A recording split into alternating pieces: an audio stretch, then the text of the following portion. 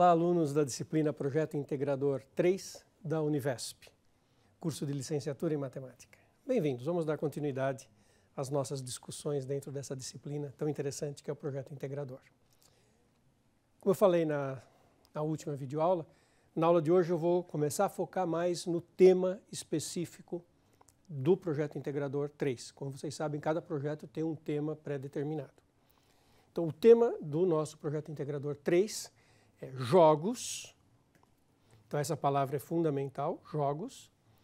No ensino dos conceitos de grandezas e medidas e unidades. No ensino fundamental 2, parte final, 9º ano.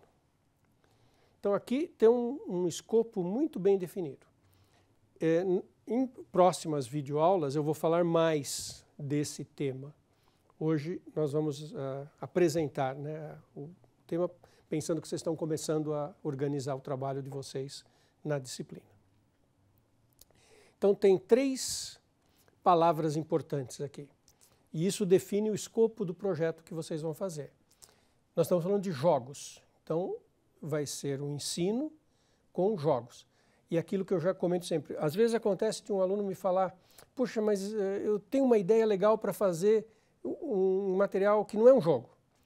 Mas esta é a demanda deste momento, um jogo, e é por isso que vocês trabalham em grupo, para que um apoie o outro e troquem ideias e a inspiração seja construída nesse trabalho cooperativo.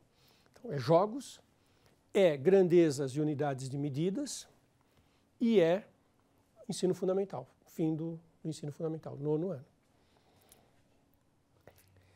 Vocês lembram das várias etapas, né? Definir equipe, imagino que vocês já estejam avançados com isso. Agora, pesquisar o tema, e isso é fundamental para as etapas seguintes, que são escolher a escola, né? E depois dialogar com os professores. Eu vou me deter nessa aula no 2, 3 e 4. Lembrando que vocês têm as outras etapas da parte final do projeto. Bom, se nós vamos falar em ensino de um assunto, grandezas, medidas, nós precisamos saber o que é esse assunto. Vocês não têm a obrigação de ter tudo de cabeça agora, de repente, o que é ensinado de grandezas e medidas no 9º ano. Mas vocês vão pesquisar esse assunto. E nós estamos falando do ensino fundamental, não é uma matemática que exija cálculo. É a matemática do 9º ano. Agora, é fundamental para os próximos passos do trabalho que vocês façam um mergulho nesses conceitos. Grandezas, medidas, unidades de medidas no ensino fundamental. Antes de propor um jogo, antes de procurar o professor da escola parceira. Onde vocês vão fazer essa pesquisa? Vou dar 3 grandes cenários para vocês. A Base Nacional Comum Curricular é uma fonte importante. Esse é um documento que regulamenta a educação no país, tem que ser consultado. E ele é um documento que fala de conteúdo, ele fala exatamente todos os conteúdos de todos os anos escolares do ensino fundamental e médio. Então, uma coisa que é fundamental, ir na página do INEP, entrar no BNCC e olhar o que está preconizado de grandezas e medidas no 9º ano do ensino fundamental. Isso é imprescindível. Além das BNCC, lembre-se que vocês vão estar numa escola, dialogando com um professor. E normalmente, nessa escola, quando vocês se apresentarem, esse professor, quando vocês se apresentarem, ele já tem um livro didático que foi escolhido ou por ele ou pela escola, ou talvez um material impresso, tipo apostilado, mas enfim, existe um material didático naquela escola. Então, é importante que vocês também olhem materiais didáticos para poder dialogar com esse professor. Veja, não cometam o seguinte erro, se apresentar para o professor e perguntar para ele o que é que se ensina desse assunto no ensino fundamental, no 9º ano. Vocês podem perguntar para ele o que é que ele e aquela escola e aquele livro abordam, mas você tem que saber o todo, o que é preconizado na Base Nacional Curricular, o que a maioria dos livros didáticos tem, para poder começar um diálogo construtivo com esse professor. Vocês não podem ser um peso para o professor. Vocês não podem ser alguém que se apresente na escola e pergunte para ele O que é que se ensina no fundamental, no 9º ano desse assunto? Vocês têm que saber o que é que se ensina, para dialogar com ele uma proposta de ajudá-lo. Essa faz parte do aprendizagem baseada em problemas, faz parte do design thinking. Perguntar para a sociedade real, para o professor real, para a escola real, o que é que ele precisa para você fazer um projeto que o ajude, que seja um apoio, que seja um acréscimo, que seja um ganho para aquela sociedade, para aquela escola. Além de pesquisar aqui, tem uma outra fonte de material muito rica que eu vou contar para vocês. A Sociedade Brasileira de Matemática publica uma revista que chama RPM, Revista do Professor de Matemática. Há já muitos anos, décadas, tem uma quantidade enorme, são centenas e centenas de artigos já publicados, e a RPM disponibiliza isso está em aberto, está aberto, numa página que chama rpm.org.br.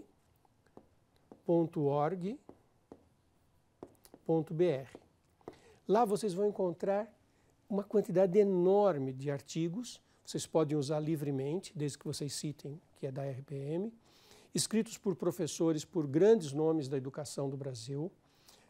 Tem um conselho editorial, tem filtro, tem curadoria, o nível dos artigos é excelente, então pode fazer uma pesquisa ali que vai ser muito útil para vocês. Tá? Bom, estando com esse empoderamento da etapa 2, vocês podem executar a etapa 3 e a etapa 4, que é procurar a escola parceira.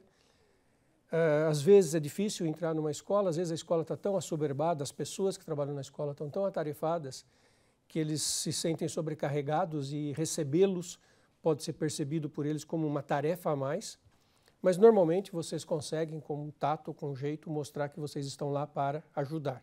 E é importante vocês estarem bem preparados. Aquilo que eu falei, terem feito um bom estudo da temática antes de se apresentar na escola e encontrar os professores ou o professor que trata desse tema na escola parceira. Então aqui a etapa 2 é muito importante vocês terem cumprido. E aqui vocês vão ter bons ouvidos para saber o que aquela escola, o que aquele professor, aqueles professores precisam. Quais são as necessidades, para que aí você consiga fazer um diálogo entre o que eles precisam e o que vocês podem propor dentro do projeto de vocês. E é isso que é muito rico, é um aprendizado lindo. É a parte encantadora do projeto integrador, é você ter um conjunto de informações, ter ideias, dialogar com a pessoa com quem você quer fazer a parceria, ouvir a necessidade dela e fazer esse acoplamento das ideias que você está trazendo com as necessidades de com quem você vai cooperar. Aí você precisa definir o escopo do seu projeto. Grandezas e medidas é um tema muito amplo, envolve um monte de aspectos, desde coisas abstratas, afinal, o que é uma medida, o que é área. Se você quiser entrar numa seara abstrata, existem perguntas muito sofisticadas dentro da matemática. Por exemplo, o que é volume? O que é área? É um conceito sofisticado em matemática. E você pode entrar numa coisa muito mais simples do cotidiano, como medir um comprimento quando você não dispõe de uma fita métrica. Como é que você mede um comprimento?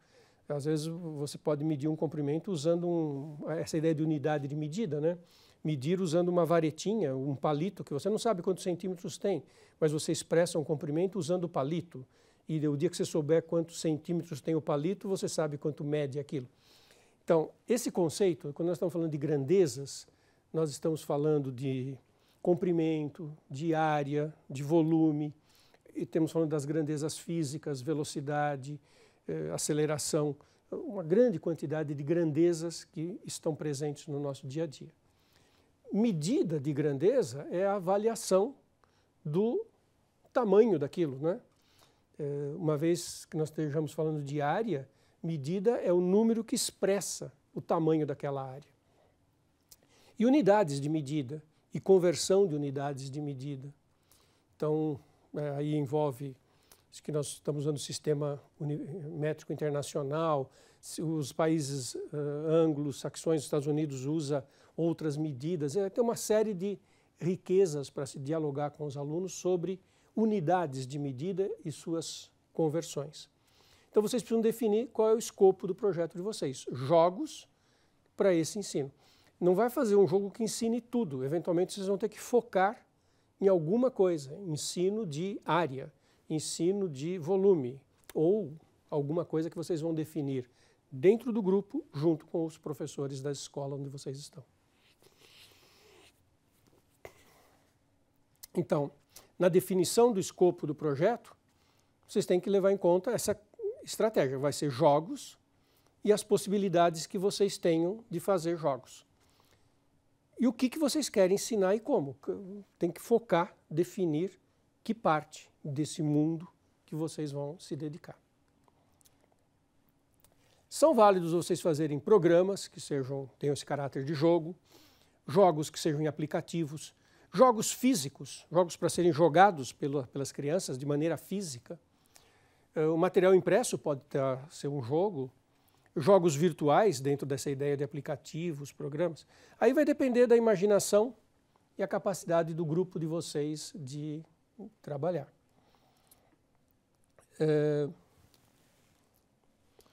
Vocês poderão incluir diferentes formas e etapas de avaliação da aprendizagem no trabalho.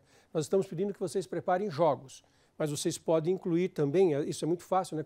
Quando você pensa num jogo, você está jogando e está contabilizando coisas. Você pode inserir no próprio jogo avaliação de aprendizagem.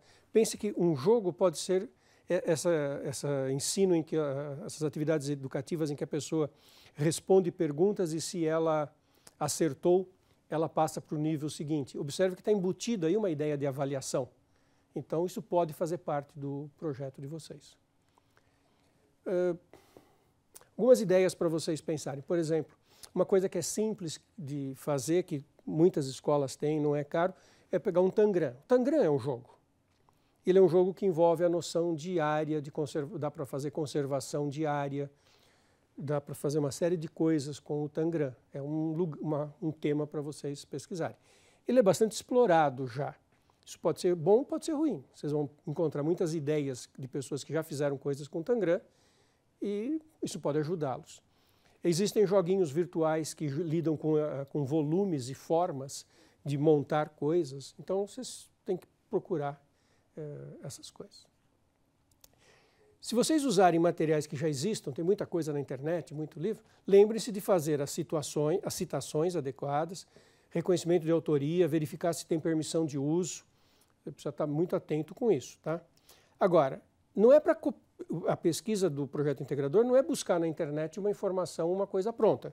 O grupo de vocês tem que agregar algum valor, tem que agregar uma contribuição. Então lembrem que vocês podem usar materiais pré-existentes, mas é fundamental que tenha uma contribuição do grupo para o projeto. E não se esqueçam que vocês vão ter que entregar relatório parcial, apresentar um vídeo com o projeto como um todo. Então, à medida que vocês forem fazendo, vão lembrando disso. Certo? Bom trabalho para vocês, mãos à obra. Vamos lá, acho que vai ser muito desafiador e muito interessante fazer esse projeto integrador. Tá bom? Ficamos por aqui.